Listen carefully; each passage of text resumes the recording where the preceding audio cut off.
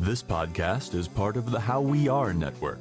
For information on this episode and many other like-minded shows, visit howweare.org. That's HOWWEARE.org.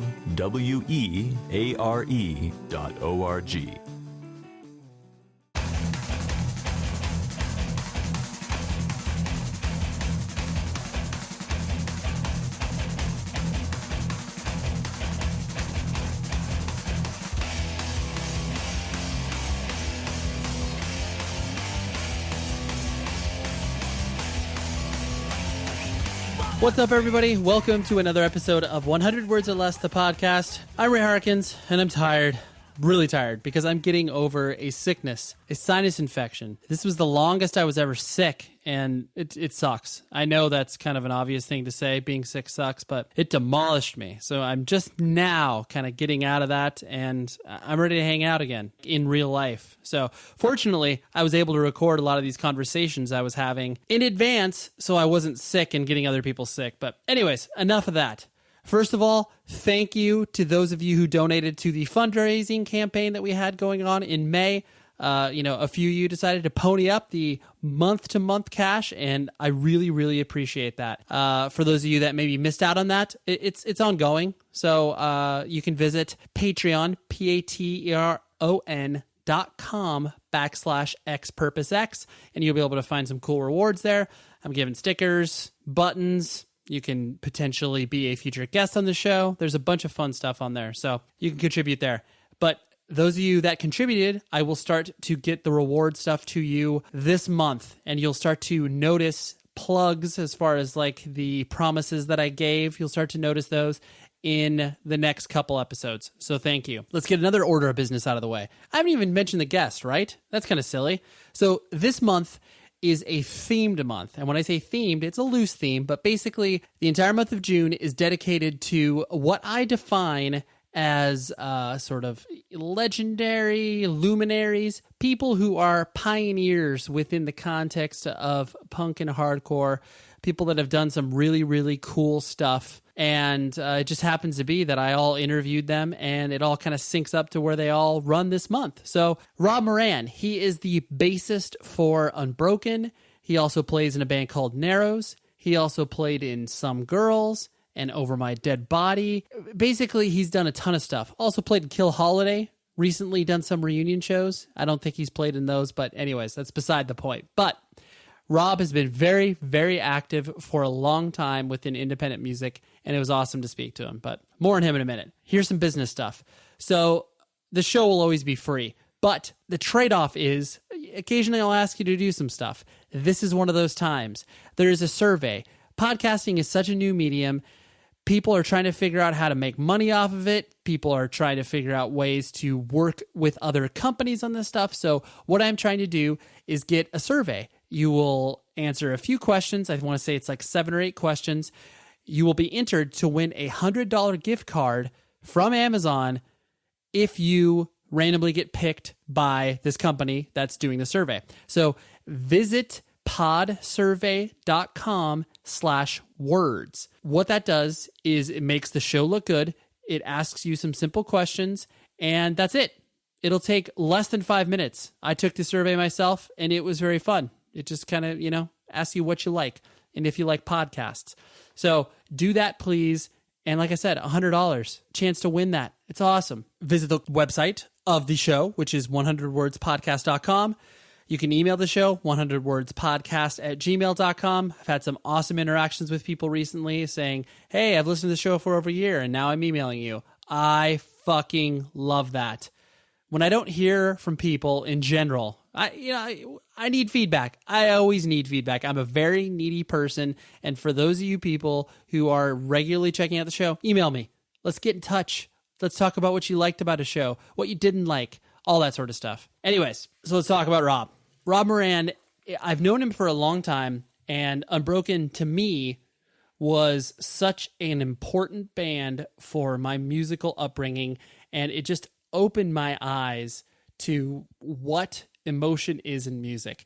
And I know that sounds like a very grandiose statement, but still, to this day, one of the top 5 shows I've ever been to in my entire life is in 1997 when Unbroken did a reunion show in honor of the guitarist of the band who committed suicide. And it was a very tragic event because he obviously decided to take his own life.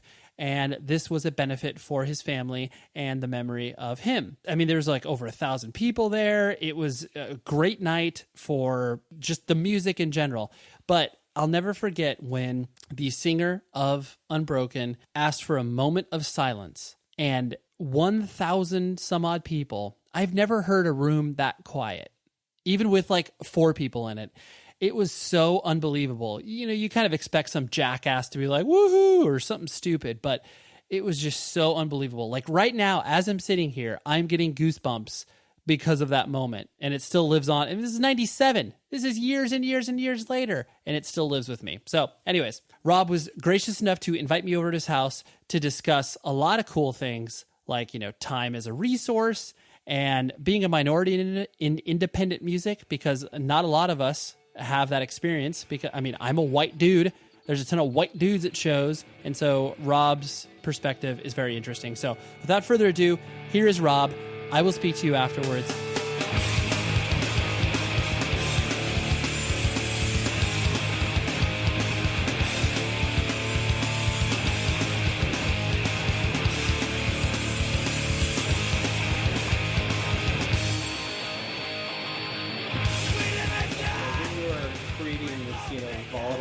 When you're, you know, in your teenage years and you're expressing all these emotions and you're putting so much out there, and then it's like being expected to be accountable for all of that stuff when you're expressing, like, it's hard to reconcile that as you grow older, where you're just like, I mean, I meant that at the time, and it's still meaningful to me. Exactly. But the levels of interpretation that people take from it, like, I mean, you can't control that. Yeah, exactly. I mean, that's the same thing. I mean, you think about, like, the people that were just listening to those things, they had certain convictions or certain feelings about how the world is supposed to be in their eyes. And as when you grow older, that stuff changes, but it was never documented anywhere. There wasn't... Right, totally. There wasn't Instagram, Facebook, Twitter, very MySpace, important point, And, or you didn't put a record out or a demo, and you were just someone who... It's still important that you were part of that scene, but you didn't have any documentation of your convictions or feelings or right. You're changing opinions. Yeah, that's... I mean, that's... So you're changing opinions without having to have it documented. Yeah. Where everyone else is like... This is who we are, and you know, I'm 19, 20 years old, and this is the way the world is supposed to be. In some aspects, I agree with exactly what you just said. I mean, stuff is still meaningful, and it's still important on some level, but it's not my life. Yeah. And what I've noticed, too, it's like, especially within the context of being involved in, you know, the DIY independent music community, it's like when, I mean, and you can even do, you know, extrapolate it into like a larger, you know, whatever, movies and all that sort of stuff. Once you put it out there to the general public, like you can't take, you don't take any ownership of it. No. Because it's out in the world. Other people are going to do what they want with it. Yeah. And your original intention of it doesn't matter. Yeah. It goes from being your art to our art. Like, I mean, and that's exactly what happens. I mean, you have this idea of like, this is what it's supposed to be. And unless you decide to take the route of like, well, I'm just never going to talk about it, and it's so vague, and I don't care what you think because I know what it really means. Right. And you never put a stake in the ground and say, this is what this art means to me, whether it's music or film or you know, drawings, whatever. And if you never give an interview and actually convey, no, this is what it's supposed to mean, then, you know, that's the only way you can really keep it. Right, yeah, that's the only way that you can, like, at least, you know, control the conversation around it. Yeah. Like, because otherwise, when you're being cagey about it, and intentionally cagey because you're trying to control that. Yeah. That's when it becomes, the public starts to perceive where it's like, oh, that person's like difficult, or like, I don't know, like, they seem like a dick, or like whatever. There's all those implications that get put on that. But maybe they just don't want to convey anything. They just know what it means to them, and that's good enough for them. And whatever people decide to take from bits and pieces of the art or the music or whatever. And some people are really good at being that way. I mean, I can be vague in some sense. In other aspects, it's like, no, I want to talk about like what I said or right. whatever. I want to address this. I don't have any problem addressing it, and other people want nothing to do with addressing anything, and just like I don't care what people say. And, Right. So.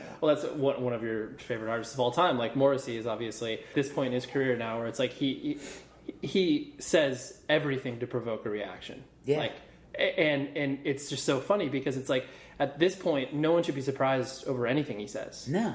But they are. But yeah, people are like, I can't believe he said that about the massacre in Denmark, or he said this about, Asian countries, and it's just kind of like I don't know, it almost feels like he's just kind of lost in this like music limbo, and that's one way to keep his name in. I don't know if he does it out of the need to feel relevant, because he's will always be relevant, so he doesn't need to say these things. So I don't know why he does. It's true. Yeah, to say these things to provoke a reaction, to get people to talk about him, which will obviously get people who might not pay attention to him.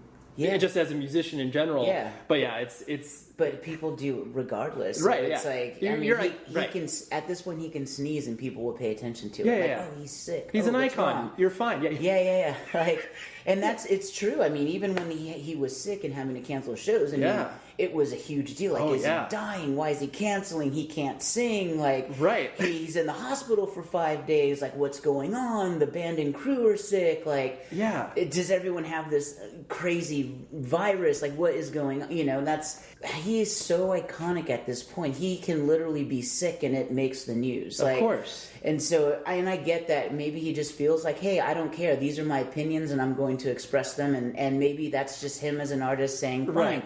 I hadn't said anything for 25 years. Now I feel like talking about everything. Right. Yeah. Maybe that's his new art. I don't know. Right. Maybe he's just, maybe it's just like, it's entertaining to him to put stuff out there to be like, let's see how far this can go. Yeah. I don't know. So you yourself, like my own personal introduction to you and interaction was, I was at the tail end of when Unbroken was originally around. I didn't see you guys because it's like I started going to shows when I was about like 16, so it was like 96 or so. Yeah. So by that time you guys had, because you guys played your final shows in like 95ish. 95. Yeah. November, like the Saturday after Thanksgiving. Okay. Like or the Friday and Saturday after Thanksgiving. Yeah, we did our shows. Right. And so my first interaction with you was obviously, after you guys had broken up, but then the, reunion show that you did at the, was it San Bernardino Amphitheater? San Bernardino Arena. The arena, yeah, that's right. Whether it was like a time and a place for me personally, but it's still one of those, if I were to be like top 10 shows of all time, it's like 100% there. And I think it's just so weird because almost anybody that you talk to that was at that show probably shares that opinion. Yeah. It was emotionally charged. It was, meaningful to everybody that was involved. Like every band meant something to you guys. Yeah. Is it funny for you to have all of these memories kind of flood back every time someone brings up like that sort of show? Yeah, always. I mean, especially that show in particular. I mean, we did it for Eric's family. I mean, all the money went to Eric's family, and paid for some funeral things, and also paid for a bench in Balboa Park with his name on it. Oh, I didn't know that. I didn't know about the bench. That's awesome. Yeah. So there's across from the Space Theater, there's a bridge and like a flower and rose garden and things like that. Wow, that's awesome. So yeah, there's a bench over there at the park. Did you guys have any expectations, like, of what this could be? And like,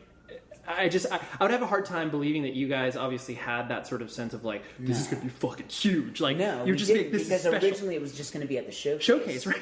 And Izat was like, I don't think this is a good idea. Like, you guys would have to do... He basically was...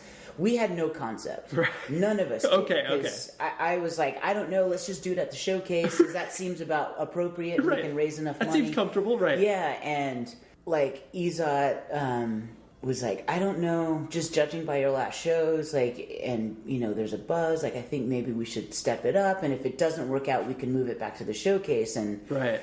I was like, well, you know better than I do. Like, I'm comfortable. I only think there's going to be about 500 to 600 kids. Like, so... You're like, on a good day, that's where I think we'd be. Yeah, and that's what we thought, like, was going to happen. And he's like, well, let's just try it and see. And then pre-sale happened. He's like, I've already sold 800 tickets. Like, pre-sale, and we were just like, oh my God, like, this is crazy. Right. And we knew it wasn't just us. We knew people were stoked to see, you know, Outspoken. People were stoked to see, Right. you know, Crimson Curse. And so we knew that there was kind of a... And I mean, obviously, it felt like an event, but it was, still, I don't think anybody could have looked at what it became, Yeah.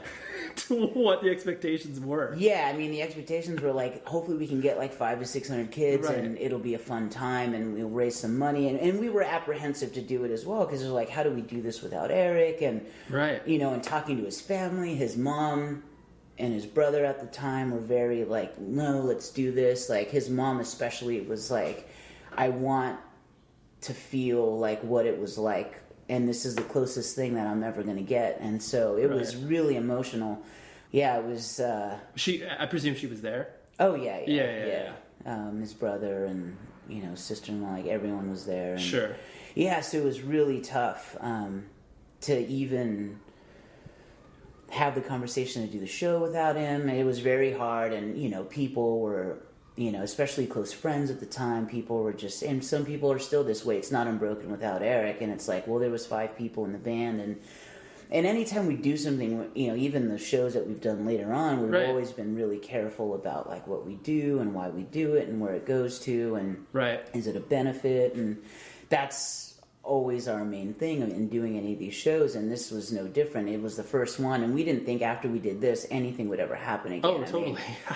mean, so yeah, playing the show and looking over and seeing Eric's mom and his brother and, you know, my brother and, you know, just the really close friends that were part of it. I mean, it was just really strange to Yeah. to Well, I'm be sure it up was like an there. out-of-body experience. It I'm really was. I mean, I was numb for the first 3 or 4 songs. Yeah. Like, I was just like, when Dave was like, let's have a moment of silence, and you didn't hear No, a dude. pin drop. Even watching Yeah. that video Yes. that our friend John Witten had put together. Yeah. I mean, we were just like, this is crazy. Like, Totally. Because I don't remember anything. It was just so numb. Sure. Yep. I remember all of us like backstage, like talking and like just being terrified, like how Right. it was going to go. And Because of the circumstances in which everyone was gathered, I really can't recall like a sort of like, it felt like a celebration, and it felt like everybody was there for the right reasons, and everybody, like, it was like such a level of respect of Yeah. having that many people in one place. Like, yeah, it's so I weird. think there was like 1,500 paid people. Which is insane. Yeah. It was crazy. And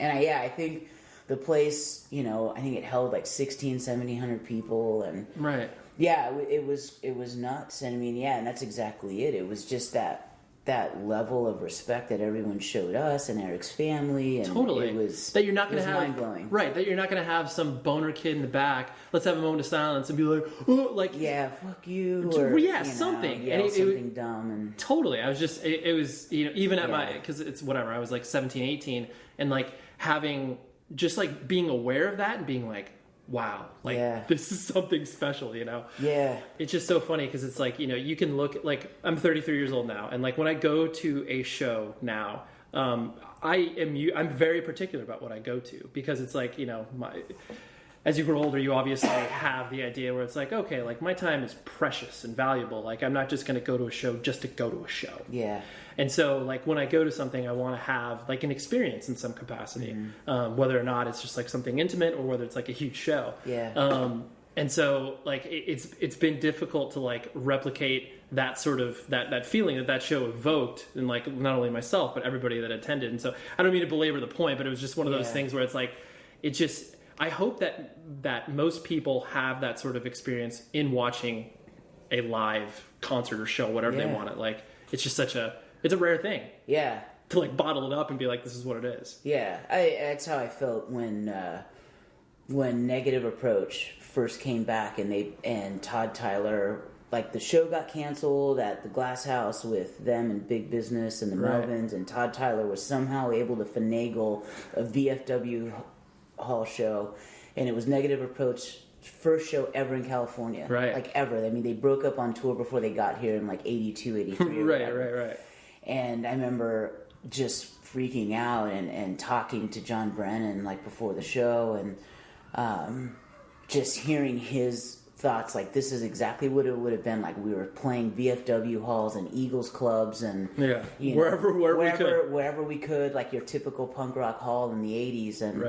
And he's like, we can't believe we're finally here, and we're playing a hall that we would have played in the 80s, and it just like gave me this feeling like, wow, we're about to see something ridiculous. And, and it was, to this day, was the best show I've ever been to in my entire life. And you know, and that was in what, 2009, 2010 or whatever. I mean, it was the best show I've ever seen ever, of any genre, of anything. I mean, it was an out of body experience. I mean, I just remember seeing red and losing my mind and going crazy and it was magic, and to have that feeling you know, after like I went to my first show in September 86 roughly, so in the summer of 86, and so to be this far along and still be able to get that feeling it's magical. And like you, I feel the same way. I mean, I can't go to every show because I just have so many things going on. Of course. It's like life fills up, and it's not, you're not going to be able to go to 3 or 4 shows a week. You're lucky to go to like, you know, maybe 1 or 2 a month. If I'm lucky. Right. Totally.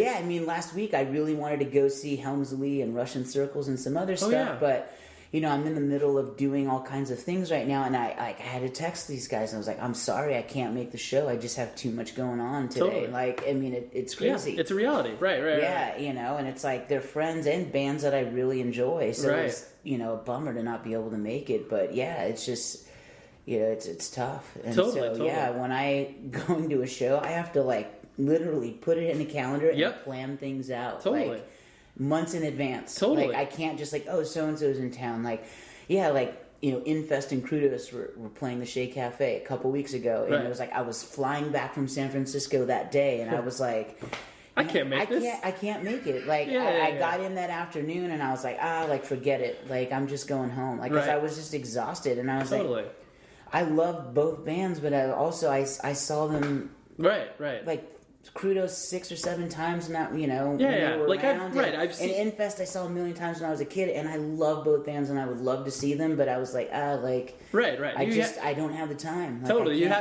you have to pick what's obviously, because it's not a matter of growing old. It's just, like I said, it's the time time that it takes, where it's just like, I know that if I do this, I'm going to be worthless for the next like 2 or 3 days.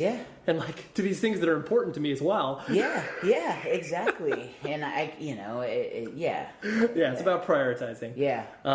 Because you yourself, you were born and raised in the Chula Vista, San Diego area? San Diego, born and raised here. And what was your family structure like as you were growing up? Because your brother Audie is younger than you, right? Yeah, he's 3.5 years younger. Okay, so and you were the eldest? So it's just us two. Yeah, so just me and my brother, my mom and my dad, and you know, we grew up pretty poor. What were your parents doing for work? My dad was just like construction guy. You know, doing tile work and doing block walls and cement driveways and that type of thing. He just ran his own handyman stuff. And got work when it was available, and then when he wasn't working, he would just like kind of do stuff around the house. And my mom was a cashier.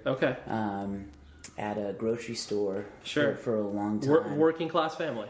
Pretty much. And we just kind of moved around a bit, and then moved to this house that we're in now. Moved here in like the mid 80s, like 85, 86. Might have been 84 because I started going to elementary school across the street.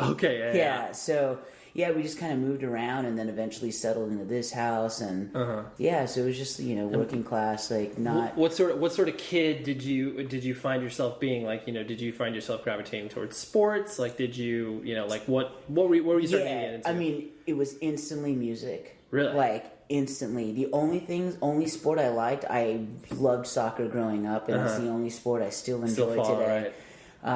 And football, basketball, baseball, like, I played with my friends, you know, on the playground and whatever, but it wasn't really my thing. I mean, my thing, I was obsessed with music when I was a kid. I had a cousin. He's about 7 years older than me. The cool cousin. Cool cousin. Yeah. And, we'd go to my aunt and uncle's house, and he had records in his room, like AC/DC and Rush and, all these records and Kiss and... I love that, like, when you do have that sort of, like, it usually is, like, the cool cousin, where it's just, like, you feel like they open Pandora's box. They just, like, let you in the room, and they're just, like, look what I got here. And you're like, what is all this? Yeah, what are these records? Like, I didn't know what it was, and the kind of music, and I remember just listening to AC/DC and just being like, this is awesome. Yeah. This is, like, and I was, like, super into that. And then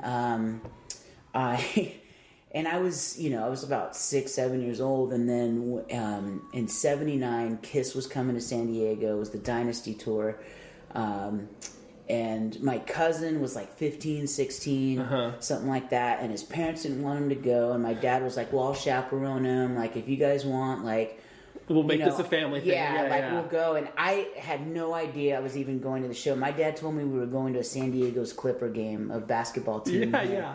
And I was like, okay, like, all right, sure. And so we get there, and I see people painted like Kiss, and I totally remember this. Like, why are people painted like Kiss? And my dad was like, you haven't figured it out? And we get into, the San Diego Sports Arena, and there's this, like, wall of merch. And I was like, what the heck? I just remember my mind exploding, like, oh, my God. I'm not even at the show. This is insane. Yeah. Yeah, and I was just, like, freaking out. And so, and then I got to see Kiss. And I was 7 years old. That was my first show. And I was just hooked on music. I was like, I want to, learn how to play music. Okay, so that was the immediate step. That was the immediate step. Like, I want to learn how to play music. And, so then when I got a little bit older, like, my parents saved up some money and got me drum lessons. Nice. And there was a neighbor. Drum lessons, not guitar lessons. They went for the drum lessons. Was drum I wanted to be a drummer because I loved Peter Criss. Okay. So the next door neighbor needed a bunch of tile work done and a block wall build. Okay. And my dad was like, well, if I do that, and the guy worked for a music distribution company. Oh, dude, bartering. So my dad was like, if I do this, will you get the kids a guitar and like a drum set or something? And he's like, so my brother and my dad, like, okay, like, we'll learn how to play guitar. This was like a couple years later. I think I was like 10. Okay. 10, 11 years old. Yeah, I might have been 12. Sure. Yeah, it was like a few years later. Yeah. And so, all I had was like a drum pad, and my parents would give me drum lessons, and then I had a snare drum and a drum pad. Okay. And that's how I learned how to play drums. So then they did work for this guy next door, and my dad got a drum kit and all that stuff, so I started to, to play around with that. Yeah, play around more. But when I was a kid, 3rd, 4th grade, my parents were like, okay, you got a good report card, like, do you want... do you want money? They were just trying to come with some reward. And my mom was like, what do you want to do? And I was like, I want to go to the record store. So my parents took me to Licorice Pizza. And the first records I bought was AC/DC, Dirty Deeds Done Dirt Cheap, Blondie the Tide Is High single, and I Come From the Land Down Under, Men at Work single. Those are the first 3 records I bought. That's incredible. Yeah. It's incredible that you had you're a focused person, obviously. With certain things, with certain things. Other things, ask my girlfriend, I'm like all over the place. But you're just like to have the wherewithal to be like, I want to go to the record store and pick up some stuff. Yeah, that's awesome. Yeah, I was in 3rd grade and got all that stuff.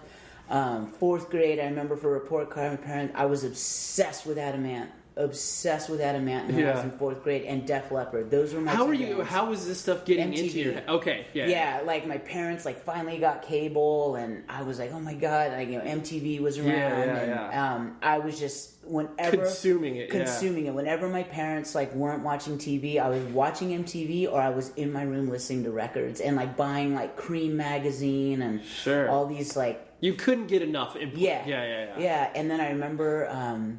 I got a good report card. My mom took me to Licorice Pizza again, and I remember getting Pyromania by Def Leppard and Kings of the Wild Frontier by Adamant. And I was obsessed with Adamant, and I remember it came with a thing to join a fan club. Oh, sure. So my mom helped me send the thing. So I sent the Adamant fan club thing, and 2 months later got a autograph welcome photo, packet. Yeah. a bumper sticker, a button, like a letter, like all this stuff, stickers, an iron-on patch. Like I was so stoked. Oh man.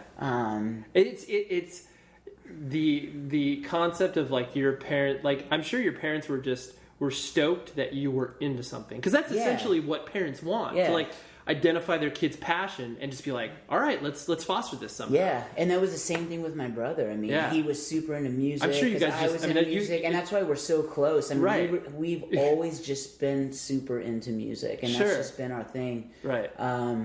And yeah, I remember taking the record to show and tell for school. Like, hey, and my teacher's like, okay, like, and I remember playing Rock of Ages like in show and tell in fourth grade. So good. I love it. Kids are bringing like their teddy bear, their baseball bat, or whatever. You're like, here's a record. Yeah, and it was cool because I had a couple friends that were like into like heavy metal, and that's how I started finding out about Maiden and Judas Priest and Motley Crue and like all these bands and. And that was like kind of how I started my obsession with music, and my parents were always really, really awesome about it. That's cool. To me and my brother. Like they were just always, oh God, I remember the coolest thing that my parents used to let us do. So, MTV used to have this thing called Friday Night Video Fights, where they would play two videos and you would call in to vote. To vote for which one wins. And so my dad was like, okay, like you each get one call. So we each got to like vote on like our favorite video. And I remember when Def Leppard was up there, and my brother was a big Quiet Riot fan. Oh. So he was Quiet Riot and I was Def Leppard, and the video thing came up, to fight against those two bands. And it was a household war. A household war. I just imagine you and your brother looking at each other being like, it's on now. Who's going to win? Yeah, so my brother and I were like always grew up super close. It's cool. We were just so into music. That was our thing. It's cool to hear that, like I said, that your parents, like, because you're, Hispanic, correct? Yeah. And so it's like the concept of their children being into something that, by all intent and purposes is foreign to them. Yeah. Like, they have an understanding of it just because of what you're getting into, but for like, in Hispanic culture, it's the moment that your kid starts to, kind of stray away from like what is familiar. Yeah. It's a scary thought, even more so than, your typical sort of, white experience. Yeah. I mean, my parents, like, the thing is, my parents, like, just growing up Mexican family, like my dad was born in Mexico, moved here when he was like 10. Mm-hmm. And the thing is, like, music was just always a big part of, like, my mom's side and my dad's side. Like, my grandma was always singing. My grandma was always playing records. Sure. There's always dancing. So, like, even though they didn't know what it was music, so it was comfortable. Yeah, okay. Exactly. Yeah. So there was just, like, musicians in my family, like, down in Mexico, like, where the town where my dad's from, like, folks in my family are in this famous Mexican band called this guy Cruz Lizarga, and he's just like a famous like Mexican folk musician, like from the 50s and 60s, and his son and family like still carry on like the band, and some of my relatives are in that band. That's amazing. Yeah, so there's just always been kind of like the music thing going on. The strand in your DNA. So exactly. So it's exactly what you said. I mean, it's kind of something that even though my parents didn't get it,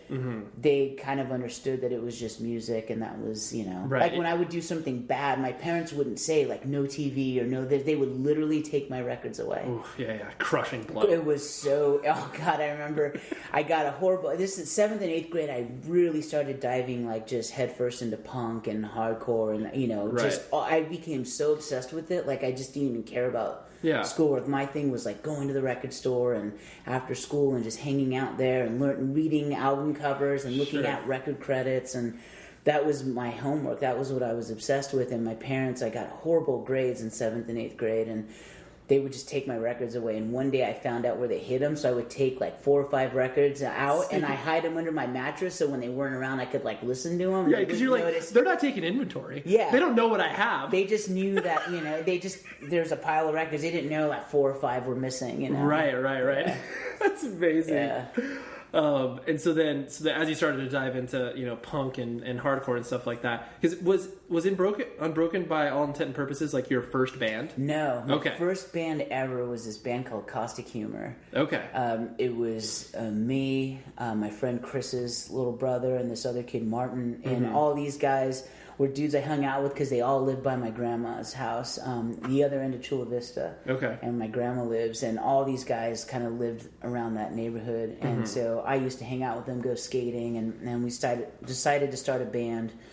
We used to practice here in the garage. Okay. And, You played drums, I presume? Yeah, I played drums. Yeah, Nice. the band was like, you know, we were like super into like Mentors, Gigi Allen, Circle Jerks. I mean, we never did anything crazy, but that was just like, you know, we were just That into was the those, inspiration point. yeah, right, we were right. just kind of into those bands, had dumb lyrics, but like it's funny. I'll never forget. There's the most amazing flyer for this show that we played in Chula Vista. It's No for an Answer, Inside Out, Hard Stance, Reason to Believe, Caustic Humor. And then you guys are just like, hey, here we are. Yeah, we were terrible. I mean, we were like all in junior high, like Sure. ninth grade, and You yeah. had no business playing that show. Yeah, no business playing that show whatsoever. But the thing is that a friend of mine had access to this venue. He was like, "Oh, we need a band to open. Do you guys want to open?" We're like, "Sure." Sure, why And not? I was stoked because I liked all these bands, but we were like such a sore thumb. But yeah, we played like the craziest shows. Like, Yeah, just because your friend had access to that. And you're like, Yeah, sure, yeah. yeah. I need a local opener. yeah, we were a local opener for a lot of like funny bands. I mean, we played with like, you know, Amenity and Chain of Strength, like. You know, that's how I got to meet like a lot of those. Yeah, people. I'm sure that's how your community, because you guys were obviously so young. Was there like a novelty factor with yeah. the bands that were just Oh, like, yeah. who's this? Look at little Rob over there. Like, Yeah, pretty much. Yeah, I mean, who's this little Mexican kid over there? yeah, pretty much. Yeah, I mean, we got to play with, you know, Cringer and Sticky and Crimshine, like a bunch of the Lookout bands. Right, and, right. And that's how I met like Chris Dodge, who ended up doing Slap a Ham Records. Right.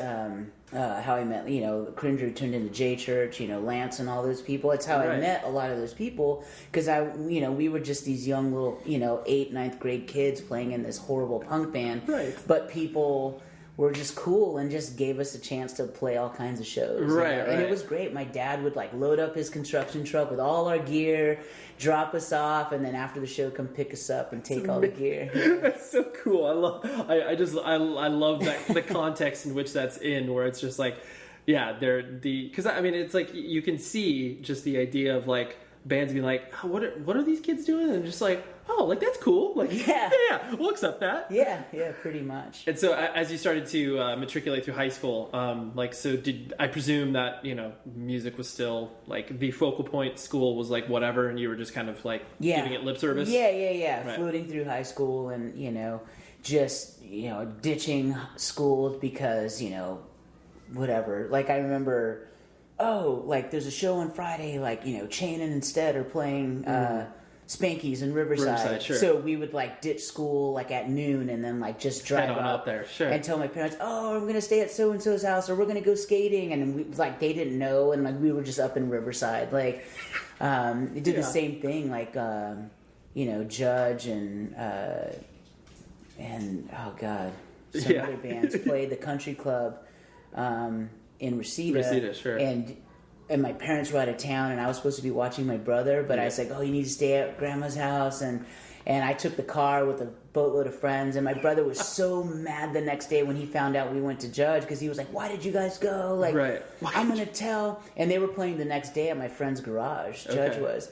And so we were like, I was like, man, I just had the wherewithal to know that if something happened, I would get it 10 times worse if he was with us. Oh yeah. So that's I true. just knew, like, it's like now he understood, but back then he was mad at me forever, and he threatened all the time to tell on me for taking the car to L.A. And all I had was a learner's permit. Oh, dude. Yeah. And I had only had that for like 6 months, and I was driving to LA. To LA, with yeah. the Thomas Brothers guide. Like, this is how we get to the the country club. Right. Like, Hey, navigator. Like, let's Yeah. see if we can piece this together. yeah, well, I knew how to read them because growing up with my dad, like doing construction, when he had a job, Yeah, he was or driving all over whatever, the place. he was driving all over. So he had a Thomas Brothers and taught me how to read a Thomas Brothers guide, so that I knew how to map out. Yeah. So we went to a gas station, bought one for LA, figured out how to get to the country club.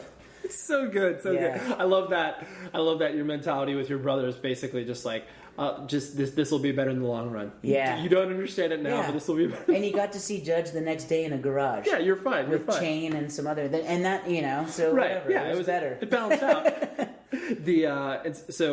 Had you graduated high school by the time that Unbroken started to exist? No. Okay, no. that was like I towards didn't the tail. play in any bands. Like I was just like kind of messing around with friends, you know, Right. playing in random things here and there, and then just out of high school. I'd met a few of the guys. Like I met a friend of ours, Angela, introduced me to Todd and Eric. Okay. Met them at Earth Day, and Angela I had seen around through shows, and she was like, "Oh, hey, what's up?" And you know, these are my friends Todd and Eric. And, Sure. And it was funny because actually Earth Day was the day Judge was playing a garage. Okay. So I met them all that same weekend. Right. And I said, "Hey, Judge is playing my friend's garage," and they didn't have a car, and they were like, "How the hell are we going to get down to Chula Vista?" You're like, I can help you. Yeah, I know, I should have, but Yeah.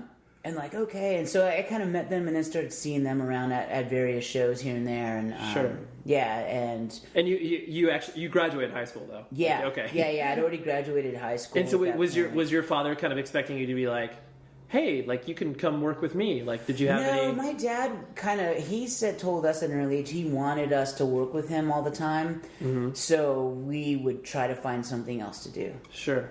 And they always wanted better for us, and you know, like most parents, you know, Of course. they want better for their kids. they want better for their kids, and so he, you know, had that mentality, and so I got a job silk screening right out of high school. Oh, I okay. went to ROP and learned how to silk screen. And Sure. So I would make all kinds of cool shirts, like Turning Point shirts. I would make all these like cool shirts, like for us and all our friends. And it's funny, I still have all the film from the shirts that I made back You then. know, all the bootleg shirts. Here. Oh yeah. I'd make like 2 or 3 of them just for my Of brother course, and my yeah, friends yeah. or whatever.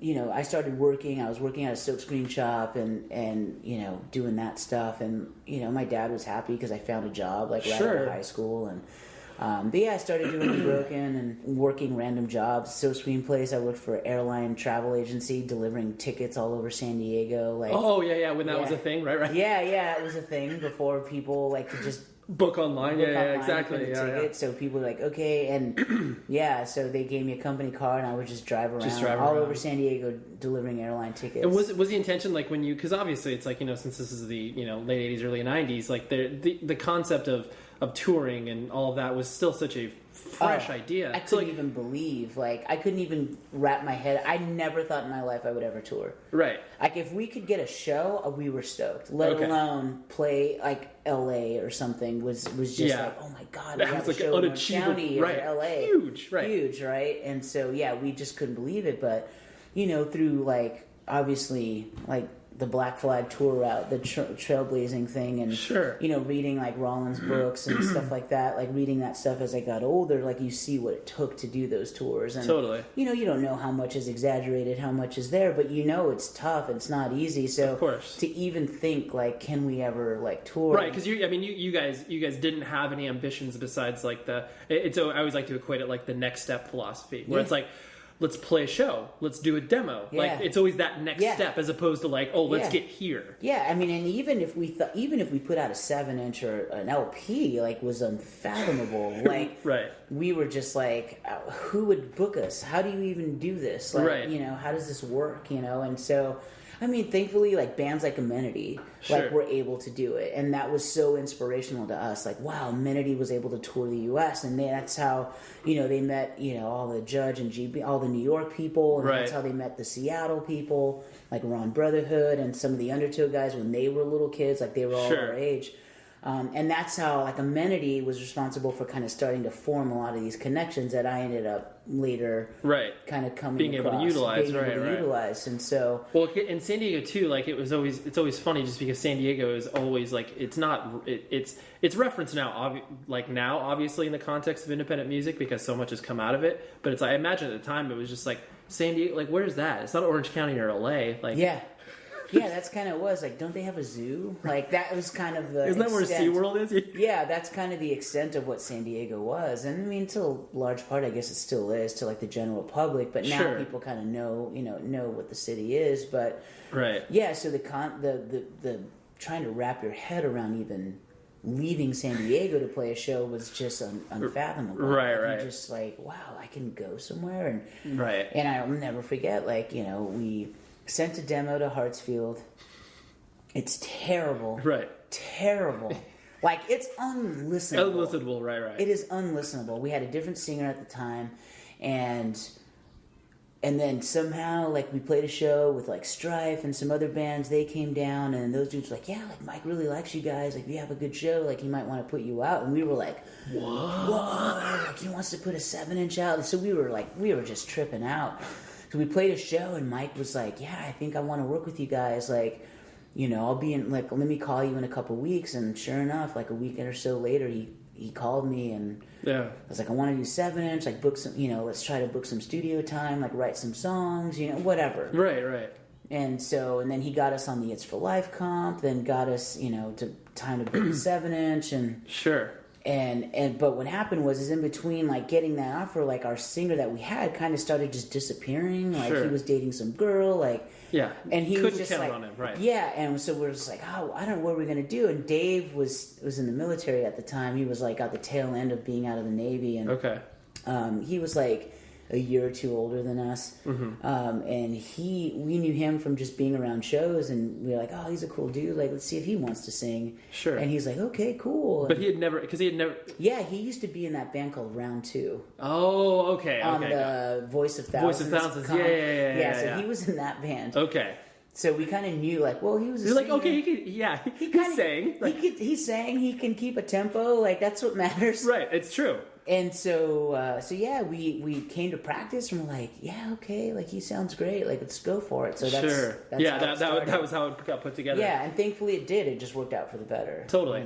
And so, I mean, as you guys obviously started to, exist and put out records and tour and stuff like that, was it one of those things where, did it ever hit you guys? Because, I mean, you never made a living off of it. Like, you were, I mean, you toured and then you got jobs in between tours. Yeah, right? exactly. Or you were lucky that had a job that let you go on tour, Right. or you just didn't work, and whatever money you made, you kind of scrounged, Right. You're like, I got $500 for 2 months. Like, yeah, that was literally what it was. Let me figure this out. I mean, the first tour we all came home broke, because As you should. Your first tour, right? I mean, well, every show. I mean, I don't know. We had this itinerary, and we were just so naive. Like, okay, this says, like, here's where we're touring, and we'd show up, and they would be like, oh, I can't pay you, but here's a couple cases of beer, and we're like, well, we're straight edge.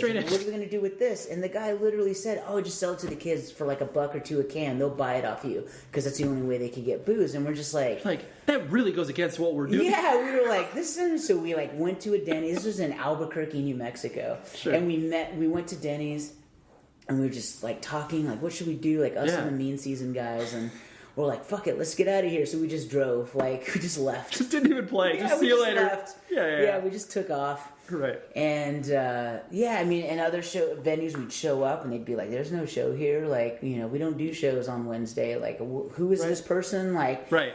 So they don't work here. Yeah. And I don't know, this guy Dan, I can't remember his last name, but he did the tour, and we were just like, and then he wanted to get paid after, and we were like, "Are you kidding me, dude? Right. Like." There's nothing to pay you for. Yeah, like half the shows like weren't even like we'd show up. Like ABC No Rio was like, there's no show here. Like, we don't do shows on this day. Like, today's finger painting day. And there was like, and they even said like, you guys should get out of here. It gets kind of dodgy at night. And we were like, fuck. You're like, rad. Glad we're across the country on this. Yeah, and some shows, there were legitimate shows. Of course. And other shows, like, I would say, I think there was like 30 shows booked, and about 10 of them were just came through, right? No, a little more than that. About 10 okay. of them were just kind of like Busts. these like busts, like no show, or the venue was just closed or didn't exist, and we were just like, well, what the hell, Right. Did you ever feel like, towards the tail end, like, did it ever feel like things or kids that were going to shows were identifying with what you were doing? Like, did it start to become feel like more real to you guys as far as like a general perception of Yeah, it felt real on our second U.S. tour in some places. Sure. Because we'd show up and like kids were like starting to want to talk to us about Morrissey, and they had like pompadours and they were dressing different. Right. And a little bit. And was that weird to see like something? Because obviously it's like, to put it in context, like clear, like the internet didn't exist back then. Yeah. It's in its infancy stages, and where kids could ape a style from what you guys were doing beyond what they see in the liner notes. Yeah. And so like, was that weird to have it like reflected it was weird back at because you? the first tour, like literally people were making fun of us. Like people were just like, why do you dress like that? Like you're not, like how is this hardcore? Like why do you guys dress? Like people would literally ask like, are you guys hardcore? Like into hardcore? Like why do you dress this way? Like literally that's what people would ask. And, right. And we were just like, I don't know, it's how we dress. Like, right, that's you know? us. And then so in 94 there was a couple kids like you saw, and then we made some great contacts, and I ended up booking the second tour. And a couple of the guys in Undertow like helped out. Mm-hmm. And some of the kids that we became close with, who we're still friends with today, like you see, you know, they were kind of starting to dress a little different. Sure. And then by the time we went out in 95, it was so strange to see like kids actually starting to identify, and kids actually saying things about the lyrics and starting to get it. Because before, people were literally just like, what is this? This is an alien form that's existing. Yeah. Like, what do these lyrics mean? Like, why do you dress this way? Why do you talk about these types of bands? Like, you know, do you guys even listen to hardcore? I mean, those were literally the questions we would get. Right. And in Europe, it really struck a chord, because when we went over there for the first time, everything kind of had already been out for a while. Mm-hmm. And it was insane to go there, and just the emotion that kids were putting into it was very like instantaneous. Right. Like, it was really. Was it hostile for you guys ever, as far as like people coming up to you and having that sort of like confrontational attitude of like, people were never confrontational. They were just like, what is happening? Yeah. People were very confused and didn't get it, and then would make fun of us. But they were never like, let's fight because you look stupid. I mean, of course, like the random hick driving down the road. I mean, right. You would say shit, whatever, because that happens all the time anyway, regardless of how you dress. But right. You know, that type of stuff didn't change. But just kids' attitudes went from like confusion to like kind of understanding to like adaptation. Like it was very strange to be like, wow. Yeah, it's like you could trace the through line. Like you could be like, oh, here's these steps, and I see why it's happening. Especially when we were touring, because we did 3 tours around the country, so you saw every year start to change, and and kids realize like, wow, I don't just have to talk about X go X. Like I can talk about emotions, I can talk about politics, I can talk about certain issues, and I think people, and then ebullition started to become a thing, and so I think it gave more of a voice. Yeah, obviously, since like, you know, once Unbroken started to come to an end, like, was it one of those things where you were terrified to like start real life, quote unquote, as far as like oh, like I guess I got to enter the working world, like what do I got, like no, where did your I mean, I don't think it was terrified. I just like, to be honest, I just wanted a break from music. And I know Steve and I kind of started Kill Holiday towards the end of Unbroken, and even that, like, I was like, oh, you know, first 7-inch was cool, and then we started writing other stuff, and I was like, I'm not into this, and you know, it just wasn't my thing. Right. And you know, parted ways with that band, and I was like, what am I going to do? And so I kind of just took a break from music and just kind of worked random jobs and just lived. Just lived, like did random things, and you know, started.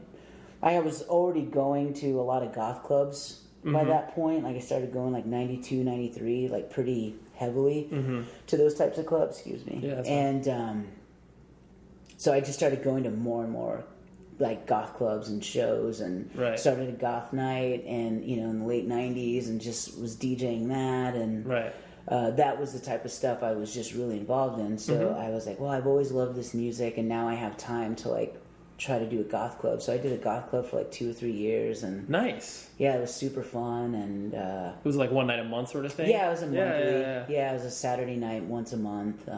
Yeah, it was super fun. I guess the idea of being terrified of like starting real life or whatever, like just because even though the band was all consuming, it wasn't like your, source of income. So Yeah. it wasn't like there's this Yeah. distinct, like, oh my gosh, like, what am I going to do to make a now? living? Yeah, exactly. It's like I started doing that. It was never a source of income, so it wasn't a fear of like, what am I going to do now? It was like, well, I love playing music, but right now I want to take a break. So, every now and again I kind of start and stop little things with friends, and it just stuff that never got off the ground, or I'm not into this right now. Like, Right.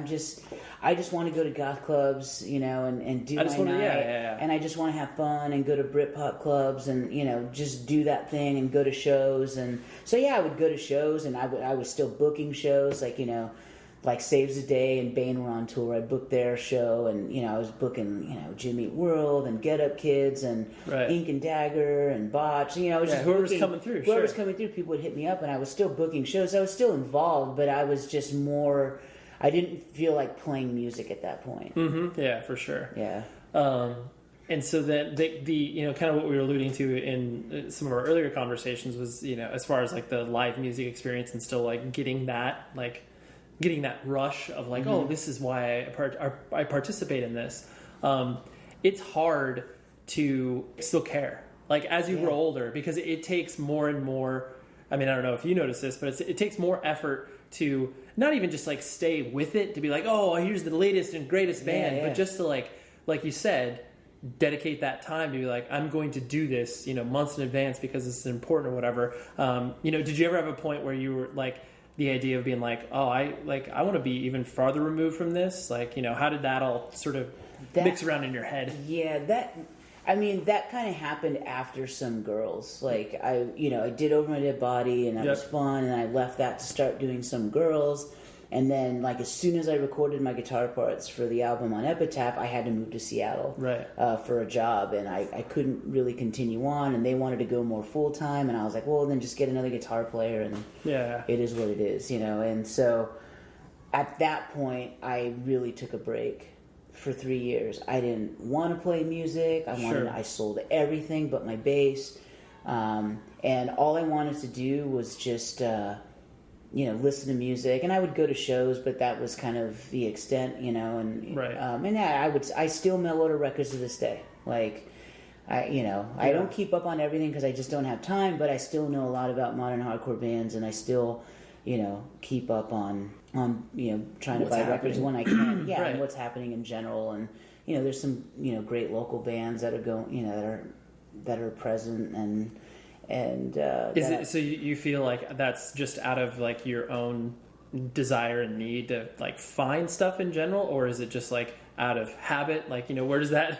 That's a great question. I don't know. It's probably a little bit of everything. I think part of it I feel I'm generally interested, and I want to hear what people are doing, and so I still buy records, and and so that's that. Part of it's habit. Like, I just like collecting records, so it's just a habit to continue to buy vinyl of bands that I like. Right. And then part of it is I don't know why. I guess I just feel this mild obligation to support, and so I will help out and by buying. You'll stay connected, right? So I stay connected to the scene on some level. I mean, and I still, every now and again we'll go to a show, but again, like we talked about, it's not something that I can commit any time to because I just have so many other things going on that I want in my life that I feel that, hey, at least I bought a record, or at least I'm still mail ordering things, and Right. Yeah, there's that connectivity, like no matter what. Like some of the feedback that I've gotten on this particular podcast is the fact that people like this medium because it makes them feel connected. They're like, oh, I'm working a day job I don't like or whatever. It's and then I have to go home to take care of my family or whatever. That this is like a connection, and like buying records, it like no matter how small it is, it's still a connection. Because of all of the life obligations that get thrown on you. Exactly, and that's exactly what it is. And I guess I never really asked myself why I still buy records. And now that we're dissecting it, I guess these are the three reasons why I still buy records. No, for sure. And because you've been doing the same job for a while, and like you've been settling into a domestic life, so to speak. Obviously, you're getting married next year. Has it been strange for you to be so connected to something that is so youth driven over time, and kind of like how you feel like you fit within all of that as far as that's concerned? Like, someone will look at you and be like, oh, like, like that what's, I mean, even though you look young, like, what's that old man doing? Yeah, and I guess that's why I don't go to shows, I guess, because despite sometimes being talkative once people get to know me, like, I'm very shy, right? Painfully shy, like in certain situations, and I get really self-conscious of people saying, like, why is this old guy at this show? Like, right. Why is he here? Sure. I don't know. And so that, I guess, is self-conscious to a point. Like, I do feel that way. Mm-hmm.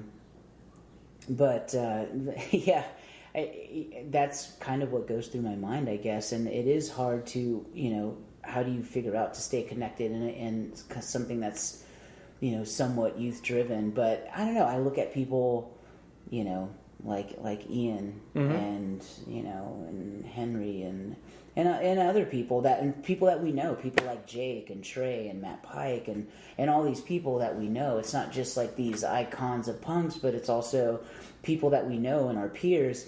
Why do they stay connected? Because I think that it's a medium that will always be fascinating, right? Whether it's extremely fascinating or mildly fascinating, there's always something fascinating about hardcore. There's always going to be, every few years, some new artwork that comes out that's incredible to look at. Like, look what the Touche Amore guys are doing. Or, totally. That type of thing that's just like blows your mind. Like, this is an incredible layout. Like, this isn't so complementary to what those guys are doing. Right.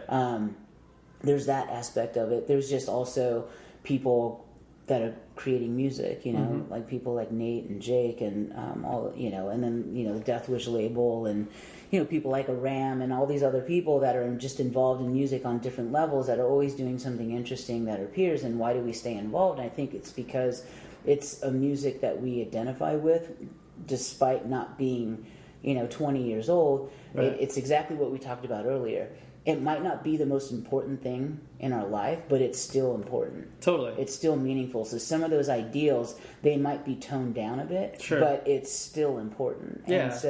And I think that's why we identify with staying around and still being involved with music, right. and all that, or booking shows or whatever. Yeah, whatever medium you're expressing. Because it's true, I never thought about it from that perspective of, it's like, these are, the formative years of your life in high school and, post-high school, where it's like, those are your building blocks. And it's like, it's always been strange for me to see people like, completely, eschew everything that they were into in the past, mm-hmm. like, just basically whatever, come up with another identity for themselves.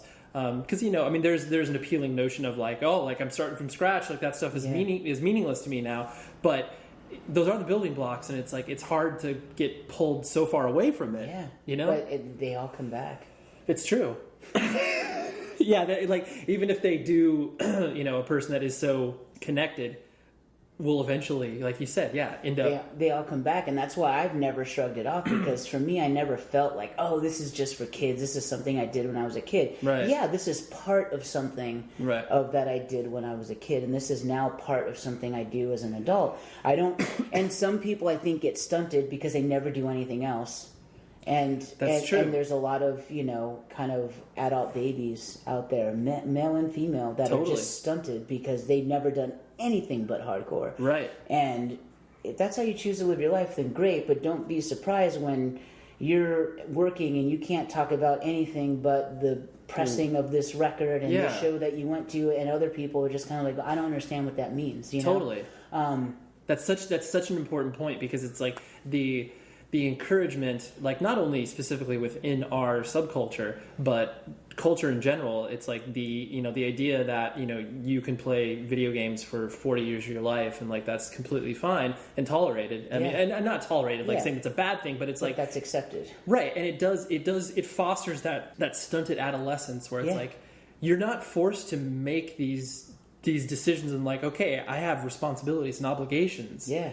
That are real, and not just like, I'm working at the local record store and like, and again, there's nothing wrong with that. If that's what you want right. to do, then great. I mean, there's nothing wrong with it. But then, don't be surprised when, you have nothing to talk about but that. And Totally. I feel that in some aspects is sad. But I mean, again, to each their own. I'm not here to say, whatever. But well, it's limiting. It's because very limiting. it doesn't contribute to your overall experience. Like, the most valuable lessons that I learned in regards to like going to shows was the idea. It's like when, vocalists and bands started to talk about the idea of like taking it outside. Yeah. We're preaching to the choir at this show. If you are taking this out in the real world, living your life by whatever ethics you attribute to yourself, or even just the DIY mentality, which obviously it's a much larger conversation now, but taking it out into the world and learning how to apply that to your life, like, that's way more meaningful than going to, 20 shows in a month or whatever. Yeah. That's all you're going to experience. Exactly. And I just feel that if you take it outside of the hardcore arena, then you actually have the chance of having a more meaningful impact. You might come across someone that doesn't know about certain things and might get interested, or whatever the case is, but that's exactly it. I just feel that sometimes people get stunted because they don't move out of that arena, on any level, not just like society as a general, but just on any level. And it's just that it's kind of weird to me, I guess. Right.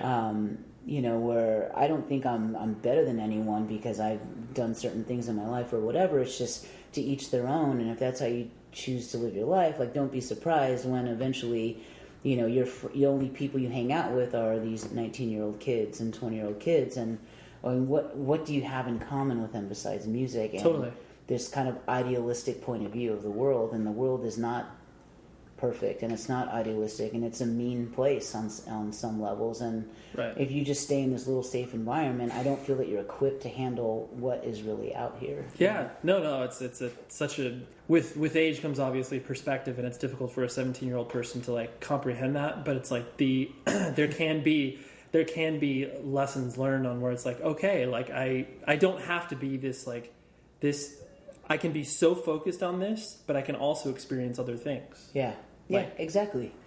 Yeah. You don't have to cut yourself off. Yeah, you don't have to. And then I also think the inverse is that, as the people, like you said earlier, they just completely cut themselves off and say, this is something I did when I was a kid. It doesn't mean anything to me. Oh, that's kid stuff or whatever. Yes, some of it is kid stuff. Some of it is childish. I mean, that's just part of growing up. But I also think, like you said, there's building blocks and there's connections and friendships that go deeper than what the music that was created and the art that was created to move forward in life. And it's always weird to me that these people just kind of disavow like hardcore as like kid stuff. And it's like, no, it really isn't. It's an artistic form of expression. It might have youth elements in it, but there's still learnings that you can take into your adult life, and it is still something that can have an impact to help you grow as a person. Always, like and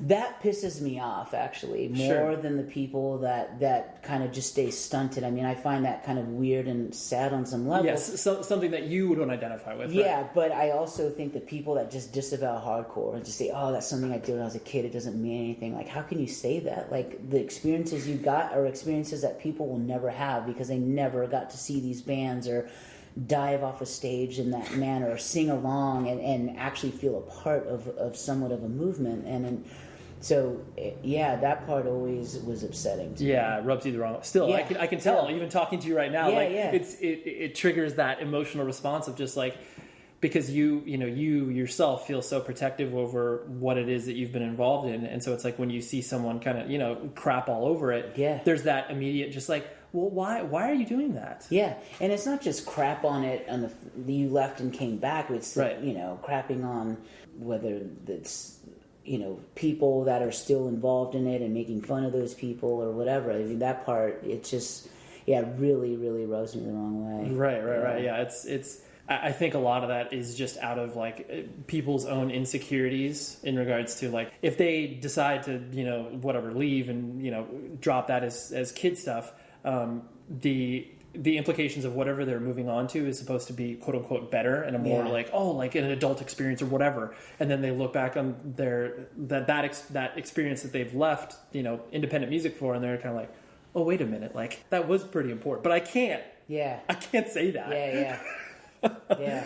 And the last thing I wanted to bring up was the notion of obviously like, you know, being, you know, a minority in hardcore, like in independent music in general. Yeah, 'Cause so much of it obviously is I mean, not only male driven, but white male driven. And did you ever experience those, not even so much like, you know, racism or judgment or anything from that, but was it, you know, pretty apparent to you pretty quickly, like where it was all kind of, you know, where everything sat, where it's like, oh yeah, this is who goes to shows, and like... No, I never thought about it because growing up in Southern California, especially San Diego, the shows were just always extremely mixed. I mean, That's true.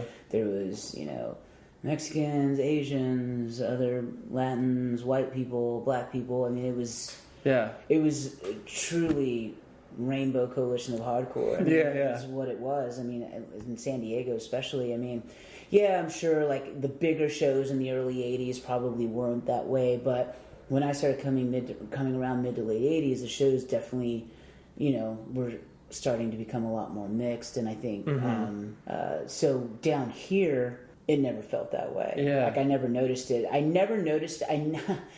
It's funny, that same tour where we bailed on New Mexico, and we ended up in Tyler, Texas. And it was really cool, awesome guy. I can't remember his name off the top of my head. Maybe his name was Dan, but if you're listening to this, I apologize. Sorry, Dan, Tyler, Texas. Yeah. But he really, or maybe it was Derek, I don't know. But he really, really nice guy. He booked shows, you know, so we actually had a show as us, Mean Season, and Earth Crisis, and this was the first time we met those kids. Really cool dudes.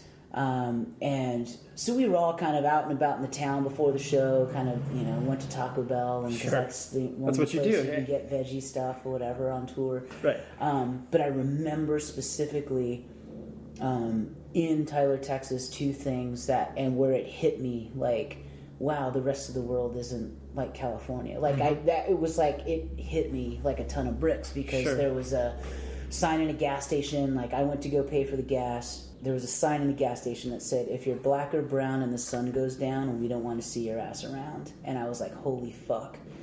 Wow. Like I was like shocked. Like, like, and then I was like mortified, like giving the guy the gas money. And then me and this guy John, he was a roadie for Mean Season, were walking back to the two vans to fill up the cars or whatever.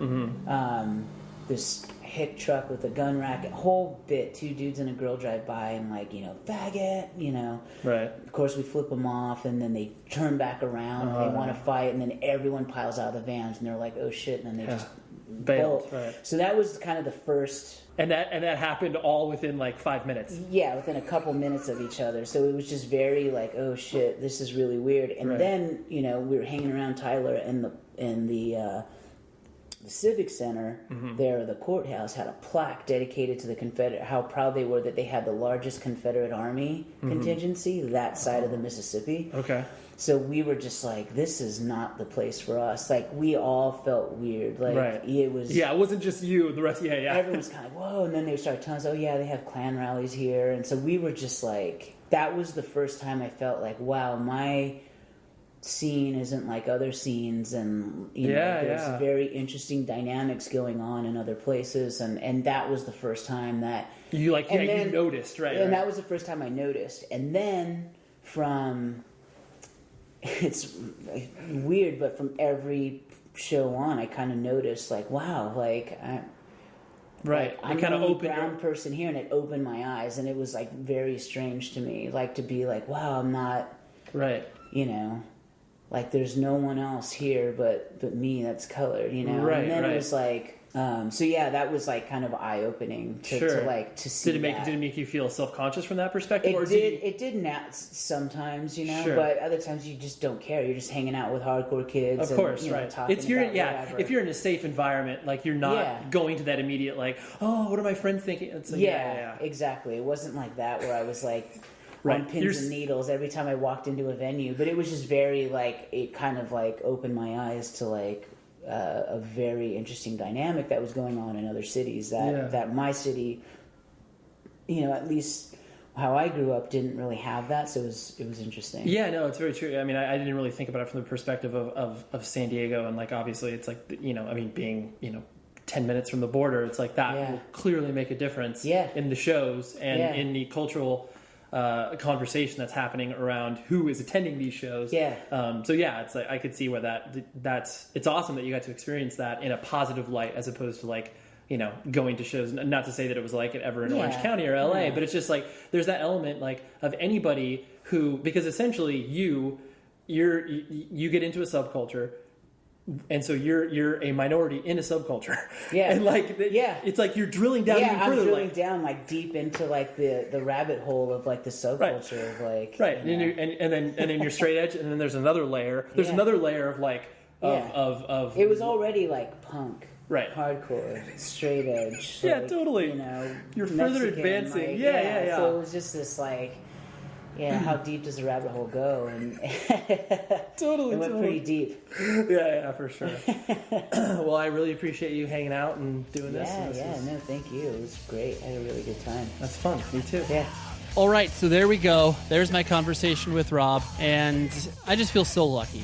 I feel so lucky that this podcast has given enough credibility for me to be able to speak with certain people. Rob is fortunately a friend, and I've known him for a long time, but it's just so nice to be able to sit down with a person for an hour and just hash it out, just have a lot of fun, discuss a lot of things, get into some comfortable and uncomfortable ideas.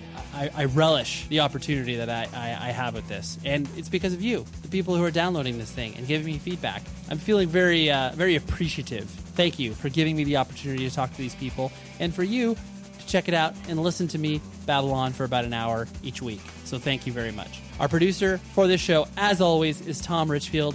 Visit propertyofzach.com, visit 100wordspodcast.com, and next week, Dave Verillion.